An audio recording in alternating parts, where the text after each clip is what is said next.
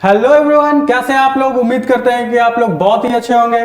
तो new subject आ चुका है, fundamental of electrical and electronics engineering, जो कि पॉलिटेक्निक में दो ग्रुप बांटा गया है, इलेक्ट्रिकल, मैकेनिकल और सीएससी। दूसरा ग्रुप है सिविल इंजीनियरिंग। तो अभी एट प्रेजेंट ये जो सब्जेक्ट है सिविल इंजीनियरिंग के फर्स्ट ईयर में है, और नेक्स्ट सेमेस्टर में जब जाएंगे तो दूसरा ग्रुप जो कि सीएससी, मैकेनिकल और इलेक्ट्रिकल वाला है, उसको ये पढ़ना है। यानी कुल मिला जुला के ये सब्जेक्ट चारों ब्रांच को पढ़ना है, यानी कि मैकेनिकल, इलेक्ट्रिकल, कंप्यूटर और सिविल भी।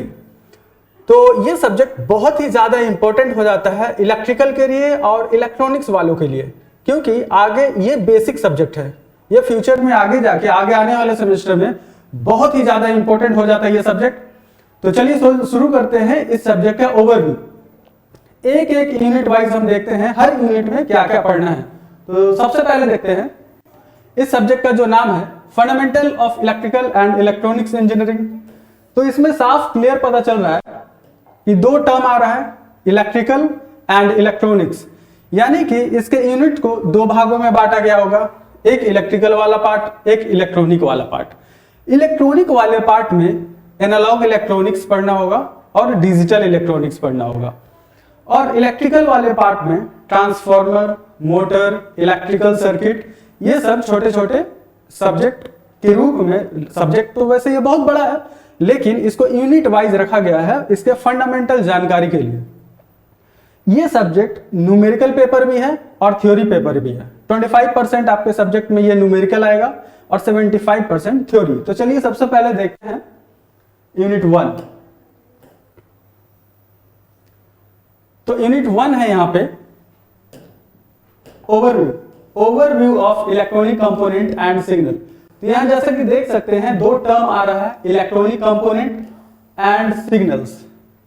इलेक्ट्रॉनिक कंपोनेंट क्या होता है और सिग्नल क्या होता है। इलेक्ट्रॉनिक कंपोनेंट, जो भी इलेक्ट्रॉनिक सर्किट में हम जो भी कंपोनेंट यूज करने वाले हैं, जैसे कि डायोड हो गया, रेजिस्टर, इंडक्टर, कैपेसिटर, ये सारा इलेक्ट्रॉनिक कंपोनेंट के बारे में इस सब्जेक्ट में जानकारी लेना है इस यूनिट में। Passive active elements, resistance, capacitor, inductors, इन सब के बारे में डिटेल में पढ़ना है इस यूनिट में।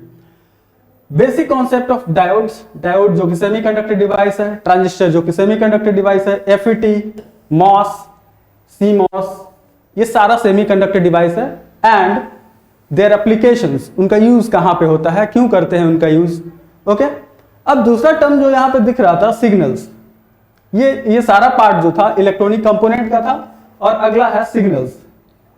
सिग्नल में देखिए डीसी सिग्नल के बारे में इस टॉपिक में जानना है, एसी सिग्नल के बारे में, फिर voltage, current, periodic, non periodic क्या होता है, periodic signal, non periodic signal. Signal को फर्दर आगे डिवाइड करते हैं इन सब पार्ट में, जैसे कि पीरियोडिक सिग्नल, अपीरियोडिक सिग्नल, या फिर उसको नॉन पीरियोडिक सिग्नल भी बोलते हैं।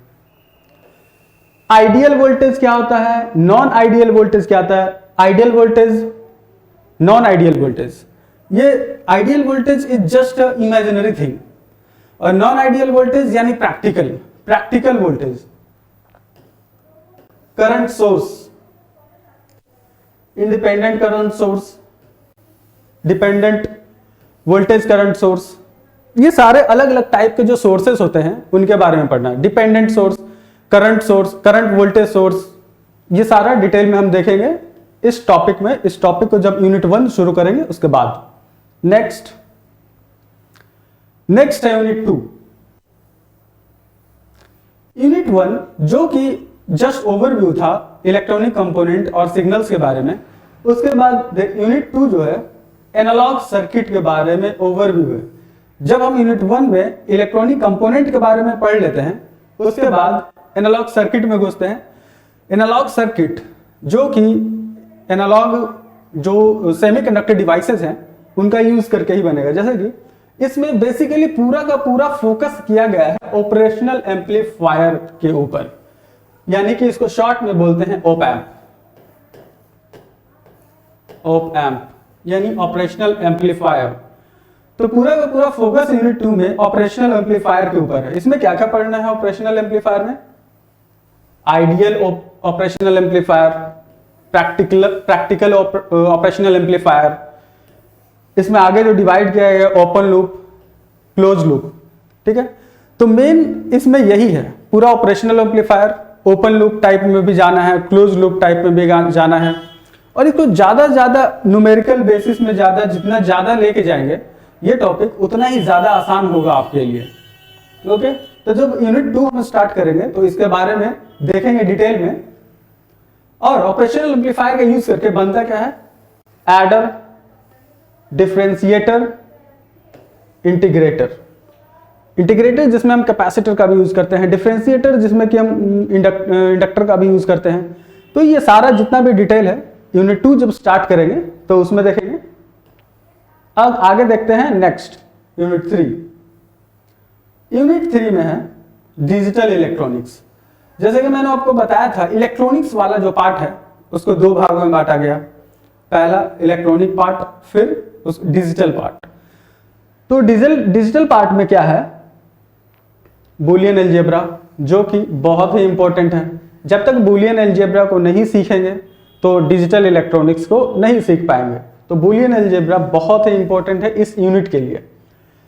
अब इसका use, electronic implementation of Boolean operation. फिर उसके बाद गेट के बारे में। गेट यानी अलग अलग डिजिटल गेट्स होते हैं, जैसे AND gate, NAND gate, NOR gate. Okay, तो ये सारा गेट के बारे में पढ़ेंगे। गेट का सिग्निफिकेंस क्या है, उसका यूज क्या है, उनका कॉम्बिनेशन करके क्या क्या आउटपुट निकाला जा सकता है अलग अलग गेट का, जैसे OR gate, AND gate, NOT gate, NOR. तो इन सब का यूज करके क्या आउटपुट निकलता है, उन सब का कॉम्बिनेशन करके क्या बनाया जा सकता है, वो सब हम डिटेल में पढ़ेंगे यूनिट 3 में। तो ये है पूरा का पूरा गेट्स। अब देखते हैं यूनिट 4। अब यहां से शुरू हो जाता है, यूनिट 4 से शुरू हो जाता है आपका इलेक्ट्रिकल वाला पार्ट। यूनिट 1, यूनिट 2 और यूनिट 3, ये जो 3 यूनिट था इलेक्ट्रॉनिक्स के ऊपर फोकस किया गया था। अब यूनिट 4, यूनिट 5 और यूनिट 6, ये 3 यूनिट फोकस किया गया है इलेक्ट्रिकल के ऊपर। तो देखिए इसमें क्या है, इलेक्ट्रिक एंड मैग्नेटिक सर्किट। तो आपको पता ही होगा, जहां इलेक्ट्रिसिटी होता है वहां मैग्नेटिज्म होता है, जहां मैग्नेटिज्म होता है वहां इलेक्ट्रिसिटी होता है।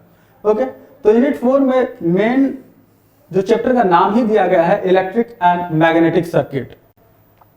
अब दोनों में एनालॉजी भी होता है। इसमें रेजिस्टेंस किसको बोलते हैं, इसमें इंडक्टेंस किसको बोलते हैं, इसमें जो पाथ होता है मैग्नेटिक पाथ होता है, इलेक्ट्रिकल सर्किट में करंट एक के रूप में एक पाथ होता है। तो दोनों में हमें एनालॉजी भी देखना है। तो इसमें एक अलग टॉपिक भी है कि मैग्नेटिक सर्किट और इलेक्ट्रिकल सर्किट में एनालॉजी क्या है। ओके, इसमें जो टॉपिक है ईएमएफ, इलेक्ट्रोमोटिव फोर्स, जितना भी इलेक्ट्रिकल से रिलेटेड छोटा छोटा जो टर्म है वो सारा इसमें डेफिनेशन के तौर पे और छोटा सा उसका कॉन्सेप्ट के रूप में आपको देखना है। करंट क्या है, पोटेंशियल डिफरेंस क्या है, पावर क्या है, एनर्जी क्या है, मैग्नेटोमोटिव फोर्स एमएमएफ क्या है, magnetic force, permeability, hysteresis loop, reluctance क्या है, leakage factor, BH curve, electromagnetic induction, Faraday's law of electromagnetic induction, Lenz law. आपको पता ही होगा फैराडेज लॉ और लेंज लॉ दोनों एक दूसरे के अपोजिट होते हैं। अब क्या होता है, फैराडेज लॉ क्या है और लेंज लॉ क्या है। लेंज लॉ जब जस्ट फैराडेज लॉ के साइड में माइनस लगाने का काम करता है। अब क्या कैसे क्या होता है, क्या माइनस लगाने का काम आता है, क्या रिवर्स करता है, ये जब ये टॉपिक शुरू करेंगे यूनिट 4 तब इसके बारे में डिटेल में देखेंगे। ये अगला है dynamically induced EMF, statically induced EMF, equation of self and mutual inductance, analogy between, यही इसी टॉपिक की बात कर रहे थे, analogy between electric and magnetic circuit. यानी जिस तरह से यहां पर रेजिस्टेंस होता है, मैग्नेटिक सर्किट में भी रेजिस्टेंस की एनालॉजी कुछ होता है। जिस तरह से यहां करंट होता है, ईएमएफ होता है, ईएमएफ के एनालॉजी इधर एमएमएफ होता है, करंट का एनालॉजी मैग्नेटिक सर्किट में फ्लक्स होता है। तो ये सारा एनालॉजी भी देखना है, ठीक है। ये जो कि बहुत ही इंपॉर्टेंट होता है समझने के लिए इलेक्ट्रिकल सर्किट और मैग्नेटिक सर्किट को। नेक्स्ट देखते हैं, नेक्स्ट यूनिट, यूनिट 5। यूनिट 5 में है एसी सर्किट। एसी सर्किट में बेसिकली देखते क्या है, एसी सर्किट में जितना भी छोटा छोटा टर्म है, सबसे पहले तो उसको एज अ डेफिनेशन जानना, पूरा पूरा कॉन्सेप्ट जानना, फिर उसके बाद एसी सप्लाई लगाने के बाद इलेक्ट्रिकल कंपोनेंट लगाएंगे और उसका रिस्पांस देखेंगे कि रिस्पांस क्या आता है। तो इलेक्ट्रिकल सर्किट बेसिकली पूरा रिस्पांस पे ही डेडिकेटेड है, यानी कि एसी सोर्स होगा, लोड के रूप में कोई अलग अलग इलेक्ट्रिकल कंपोनेंट लगाकर देखेंगे कि क्या रिस्पांस आता है, फेजर डायग्राम में क्या क्या चेंज आते हैं, इसका वेवफॉर्म में क्या क्या चेंज आते हैं, मैथमेटिकली उसको रिप्रेजेंट कैसे करेंगे, ग्राफिकली कैसे रिप्रेजेंट करेंगे। तो यूनिट 5 में यही डेडिकेशन दिया गया है एसी सर्किट के ऊपर। तो देख लेते हैं इसमें क्या क्या आपको जानना है। साइकिल, साइकिल क्या होता है, ये साइकिल वो वाला साइकिल नहीं है, बाई साइकिल की बात नहीं कर रहे हैं। ये साइकिल रेपिटेशन की बात होती है, वेव फॉर्म का रेपिटेशन की बात है, ठीक है। Frequency, periodic time, amplitude, angular velocity, RMS value, average value, form factor, peak factor, impedance, phase angle, power factor, KCL and KVL. ये सारा छोटा छोटा जो टॉपिक है ना, इतना ज्यादा इंपॉर्टेंट है कि आप नोटिस करेंगे, आप अपने सीनियर्स से बात कर सकते हैं, सीनियर्स जो भी इलेक्ट्रिकल इंजीनियरिंग से जुड़े हुए हैं। ये छोटे छोटे जो टॉपिक्स है वो इंटरव्यू में क्वेश्चन पूछे जाते हैं और इंटरव्यू में जवाब नहीं दे पाते हैं, क्योंकि ये पूरा का पूरा बेसिक है और बेसिक पे लोग ध्यान ही नहीं देते हैं।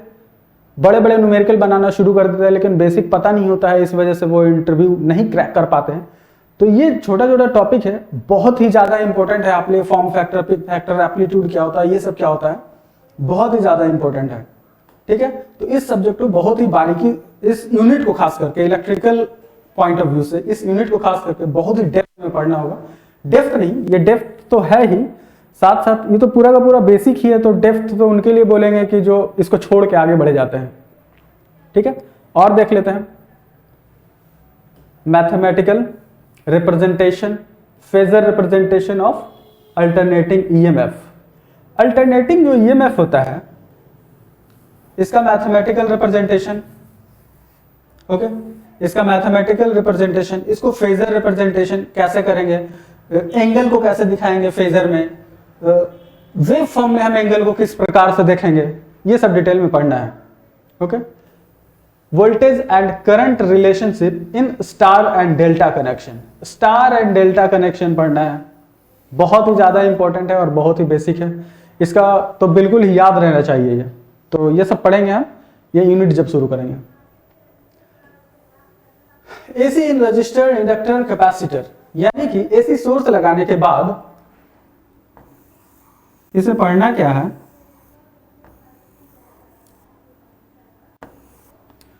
तो यहीं पे बनाते हैं इसको।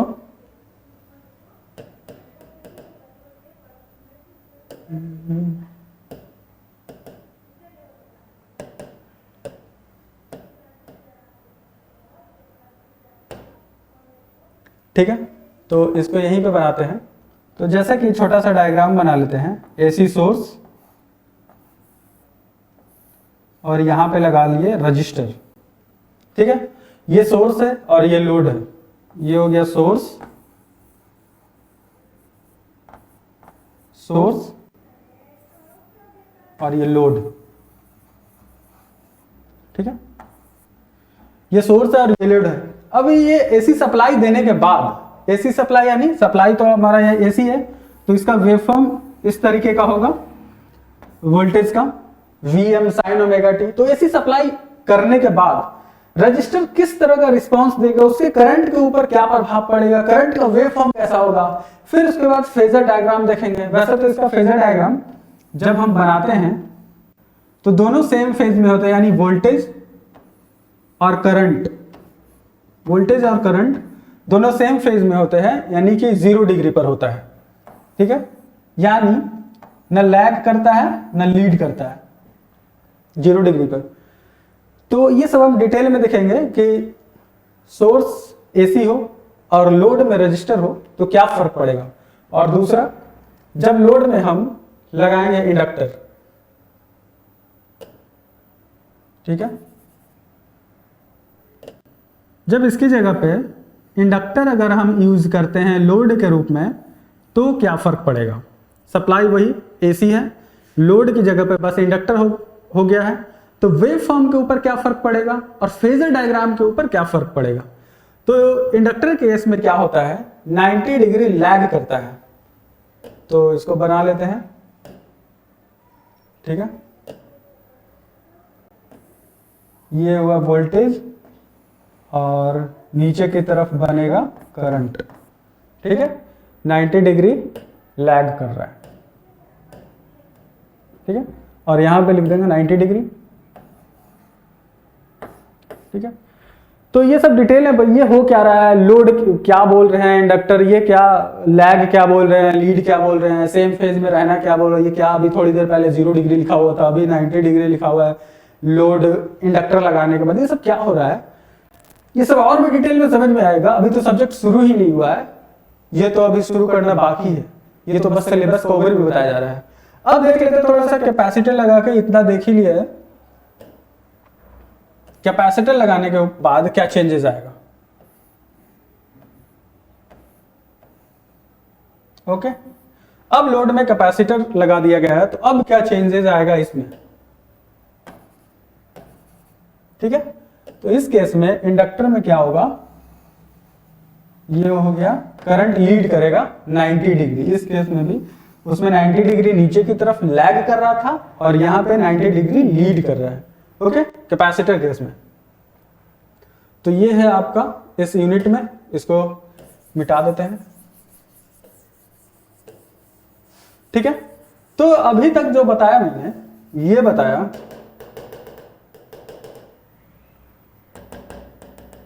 ठीक है,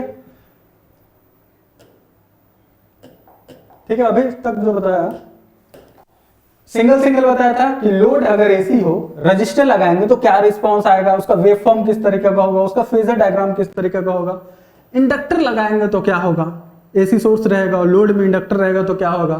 कैपेसिटर लगाएंगे तो सोर्स एसी रहना चाहिए और लोड कैपेसिटर होगा तो क्या फर्क पड़ेगा। अब है कंबाइंड करके आरएल यानी रजिस्टर को, यानी कि रजिस्टर और इंडक्टर ये दोनों रहेगा एसी सोर्स सप्लाई के रूप में रहेगा, तो रिस्पांस क्या रहेगा, तो फेजर डायग्राम के ऊपर क्या फर्क पड़ेगा और कितना डिग्री लीड करेगा, क्या लैग करेगा, वो सब उसमें देखना है। अब यहां पे देखिए आरसी सीरीज यानी कि रजिस्टर और कैपेसिटर, रजिस्टर और कैपेसिटर को सीरीज में लगाएंगे तो क्या फर्क पड़ेगा, उसका रिस्पांस क्या आएगा, इसका वेवफॉर्म कैसा बनेगा, करंट के ऊपर क्या फर्क पड़ेगा, उसके फेजर डायग्राम के ऊपर क्या फर्क पड़ेगा, वेवफॉर्म के ऊपर क्या फर्क पड़ेगा, वो सब इस टॉपिक में पढ़ना है डिटेल में, ठीक है। थोड़ा थोड़ा आइडिया लग गया होगा, अगर थोड़ा बहुत समझ में आ गया होगा तो। फिर फाइनल तीसरा है आरएलसी सर्किट। आरएलसी सर्किट में क्या है, तीनों को लगाना है, सीरीज,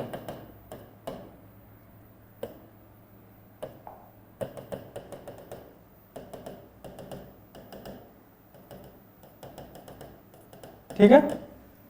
इसमें क्या है, इसमें तीनों को लगाना है सीरीज में, आर एल और सी, ठीक है। नीचे ड्रॉ नहीं हो रहा है, ये जुड़ा हुआ है, ये तो करंट तो फ्लो ही नहीं करेगा, नहीं जुटेगा तो।